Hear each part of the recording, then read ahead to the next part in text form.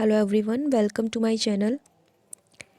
आज हम 27 नवंबर के करंट अफेयर्स डिस्कस करेंगे, जिसकी पीडीएफ आप लोगों को इस वीडियो के डिस्क्रिप्शन बॉक्स में साइट का लिंक मिलेगा।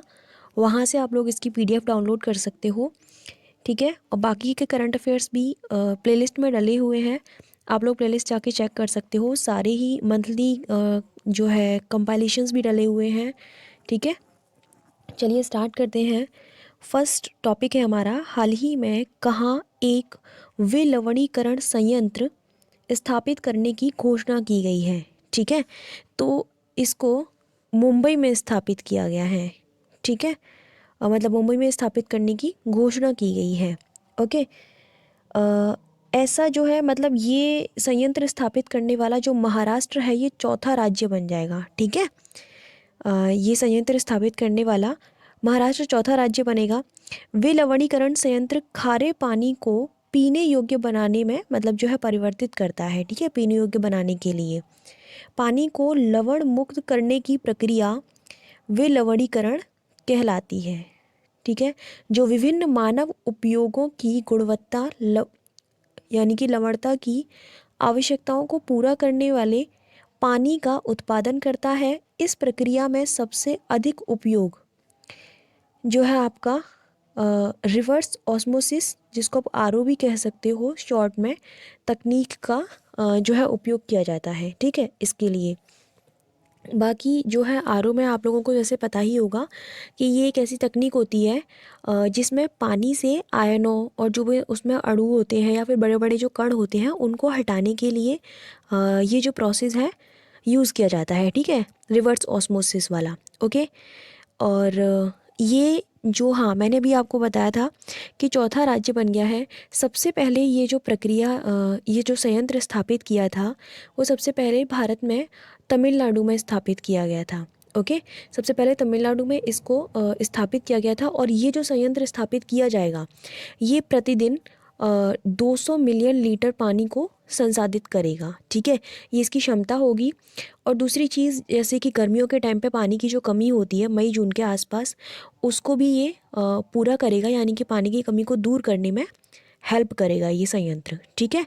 चलिए उसके बाद नेक्स्ट है, हाल ही में भारतीय नौसेना ने 2 MQ-9B सी गॉर्जियन अनमैन्ड ड्रोन्स को अपने बेड़े में शामिल किया है। यह किस देश से लिए गए हैं? तो देखिए ये अमेरिका से लिए गए हैं, ठीक है। अमेरिका से इनको लिया गया है। इन दोनों ड्रोन्स को भारतीय नौसेना द्वारा अमेरिका से 1 वर्ष के लिए लीज पर लिया गया है, ठीक है। तो ये जो ड्रोन्स हैं, सबसे पहले तो आपको मैं बता देती हूँ अमेरिका से लिए गए हैं। कॉमन सी चीज़ है, अमेरिका की कंपनी है ऑटोमिक्स, उसके द्वारा इनका उत्पादन किया गया है, ठीक है। दूसरी चीज़, इन्हें कहाँ पर जो है तैनात किया जाएगा, ठीक है। तो इसे तमिलनाडु में रजाली नेवल एयर स्टेशन नाम की एक जगह है, वहाँ पर इनको तैनात किया गया है, ठीक है। इसके अलावा वहाँ पे भारतीय नेवी के P-81 लॉन्ग रेंज जो मेरीटाइम है, मेरीटाइम टोही विमान होते हैं, वो भी वहाँ पर उनको भी रखा गया है, ठीक है। अब एक बात इसमें एक ख़ास है जानने के लिए कि 1 अक्टूबर 2020 को एक एग्जीबिशन हुआ था, डिफेंस एग्जीबिशन प्रोसीजर हुआ था। तो उसमें एक फ़ैसला लिया गया था कि जो हमारी सेना है, सेना के गवर्नमेंट ने एक फ़ैसला लिया था कि सेना के लिए जो है हम कुछ उपकरण लीज़ पर लेंगे, ठीक है। तो तब से लेकर अब तक कोई भी उपकरण लीज़ पर नहीं लिया गया है, ये पहला उपकरण है, ठीक है, जो कि सेना के लिए लीज़ पर लिया जा रहा है, ठीक है। इसलिए ये खास बनता है आपके लिए, याद रखना। दूसरी चीज़, अब इसकी क्षमता के बारे में बात कर लेते हैं कि इसकी क्षमता क्या होगी। देखिए सबसे पहले तो ये 40,000, ठीक है, 40,000 फीट की ऊंचाई से ये ऑपरेट करने में सक्षम है। दूसरी चीज़ ये है कि कंटिन्यू 30 घंटे तक ये उड़ भी सकते हैं, ठीक है। उसके अलावा 5,000 नॉटिकल माइल्स तक ये देखने में सक्षम है, ठीक है। इनकी मदद से हम जो है हमारी जो भारतीय नौसेना है वो हिंद महासागर में जितना भी बड़ा इलाका है उस पर नज़र रखने में सक्षम होगी, ठीक है, इनकी हेल्प से, ओके। तो बाकी इसमें कुछ नहीं है, मैंने सारे ही पॉइंट्स आपको बता दिए, आप चाहें तो इसके बारे में नोट भी कर सकते हो। नेक्स्ट है, हाल ही में अंतर्राष्ट्रीय क्रिकेट परिषद का नया अध्यक्ष किसे चुना गया है? तो ये ग्रेग बार्कले को चुना गया है। ठीक है। न्यूजीलैंड क्रिकेट के निदेशक ग्रेग बार्कले को अंतर्राष्ट्रीय क्रिकेट परिषद यानी कि आईसीसी का नया अध्यक्ष चुन लिया गया है। बार्कले भारत के शशांक मनोहर की जो है जगह लेंगे। ठीक है, तो ये आप याद रखना, ये इम्पोर्टेंट है यहाँ से, जिन्होंने जुलाई 2020 में अपने पद से इस्तीफा दे दिया था, जिसके बाद इमरान ख्वाजा इस पद पर अंतरिम चेयरमैन के रूप में कार्यरत थे। ठीक है, बात करते हैं अगर आईसीसी की। वैसे मैं आपको पहले ही बता चुकी हूँ, तो इसकी जो है स्थापना हुई थी 15 जून को। ठीक है, 15 जून 1909 में इसकी स्थापना हुई थी। अगर हेडक्वार्टर की बात करते हैं तो इसका हेडक्वार्टर दुबई में है, यानी कि यूएई में इसका हेडक्वार्टर है। उसके अलावा इसके जो मेंबर हैं यानी कि सदस्य देश जो हैं 104 सदस्य देश हैं इसके। ठीक है, ये इम्पोर्टेंट है इसके बारे में। नेक्स्ट है, भारतीय संविधान दिवस कब मनाया जाता है? तो भारतीय संविधान दिवस 26 नवंबर को मनाया जाता है। ठीक है, 26 जनवरी 1950 को भारत का संविधान लागू हुआ था। ठीक है, लागू होने से पहले आज ही के दिन यानी कि 26 नवंबर 1949 को इसको अपनाया गया था। ठीक है, बहुत से लोग इसमें कंफ्यूज हो जाते हैं मोस्ट ऑफ द टाइम कि इसको लागू कब किया गया था, अपनाया कब गया था। ठीक है, तो आप इस चीज़ को बहुत अच्छे से याद रखना, इम्पोर्टेंट पॉइंट है ये।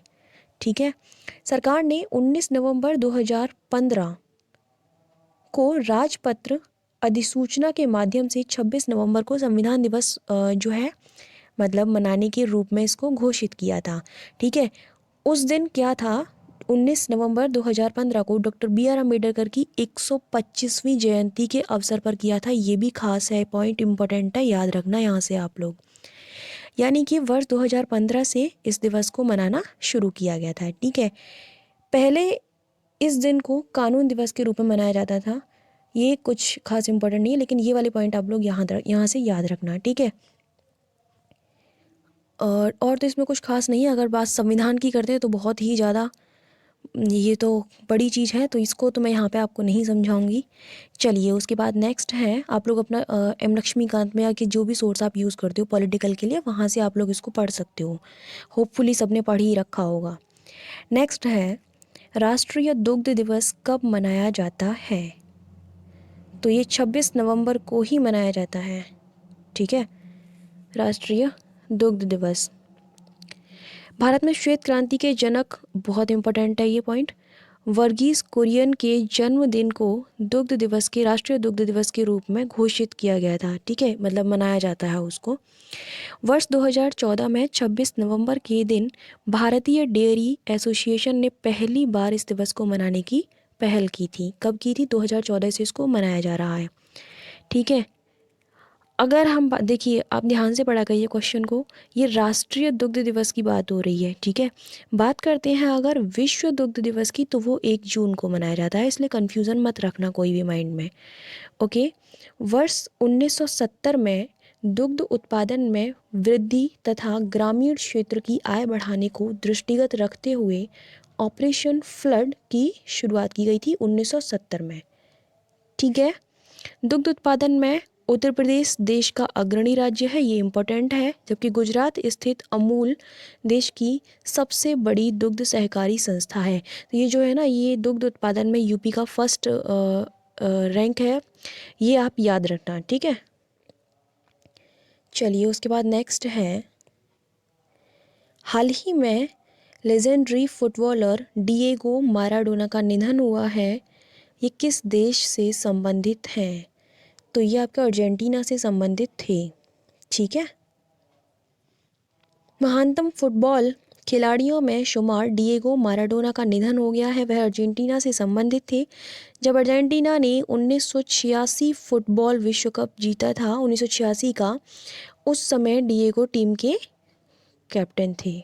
ठीक है, तो ये यहीं से याद रखना आप क्वेश्चन की, ये जो है अर्जेंटीना से ये संबंधित थे।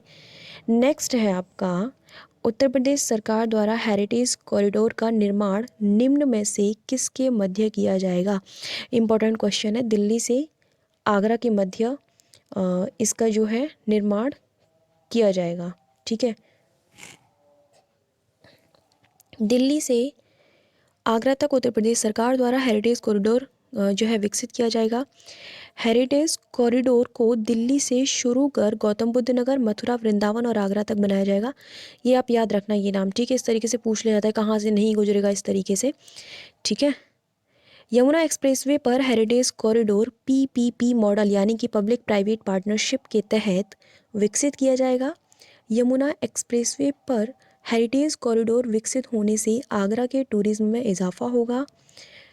इस कॉरिडोर के बनने के बाद जहां टूरिस्ट ताज नगरी के प्रति आकर्षित होंगे, वहीं रोजगार के नए अवसर भी मुहैया हो सकेंगे। ठीक है, तो मेन मुद्दा यही है, आप इसको याद रखना कहाँ से। ये पॉइंट नंबर 1 जो है ये इम्पोर्टेंट है। ठीक है, चलिए उसके बाद नेक्स्ट है, हाल ही में किस फिल्म को ऑस्कर में अंतर्राष्ट्रीय फीचर फिल्म श्रेणी के लिए भारत की ओर से आधिकारिक तौर पर भेजने का फैसला किया गया है? तो देखिए वो फिल्म है आपकी जल्लीकट्टू, मलयालम फिल्म है ये एक।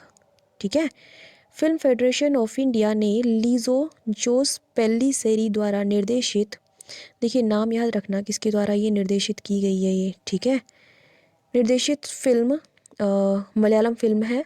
जल्लीकट्टू को ऑस्कर में अंतर्राष्ट्रीय फीचर फिल्म श्रेणी के लिए भारत की ओर से आधिकारिक तौर पर भेजने का फैसला किया गया है। इम्पोर्टेंट है ये क्वेश्चन भी, आप लोग याद रखना। ओके, तो आज के लिए सिर्फ इतना ही है। आई होप आपको वीडियो पसंद आई होगी। मिलते हैं कल की वीडियो में, कल के करंट अफेयर्स के साथ। So thank you so much for watching my video.